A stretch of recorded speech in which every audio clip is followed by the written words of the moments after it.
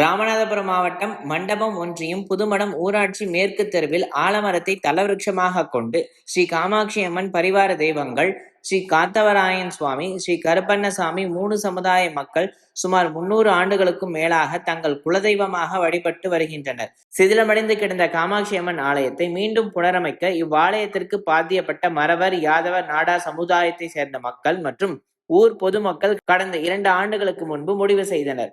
இதன்படி ஆலய திருப்பணிகள் துவங்கி நிறைவடைந்தது. இதனைத் தொடர்ந்து இவ்வாலய கும்பாபிஷேகமானது ஜூன் 16ஆம் தேதி காலை விக்னேஸ்வர பூஜை, கணபதி ஹோமம், கோபூஜையுடன் துவங்கியது.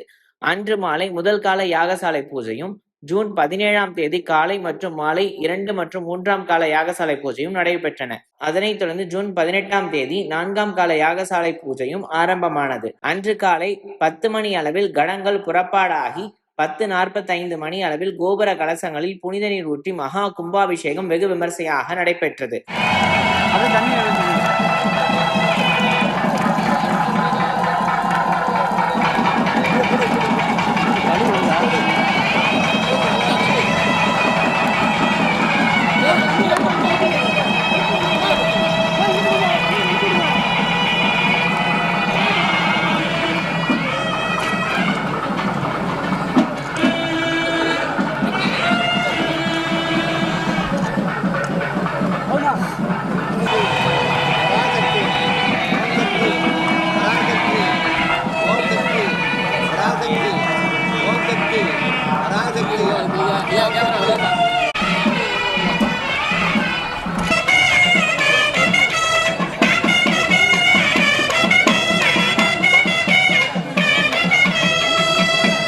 பதினோரு மணி அளவில் மகா அபிஷேகம், அதனைத் தொடர்ந்து அலங்காரம் மற்றும் தீபாராதனையும் நடைபெற்றது.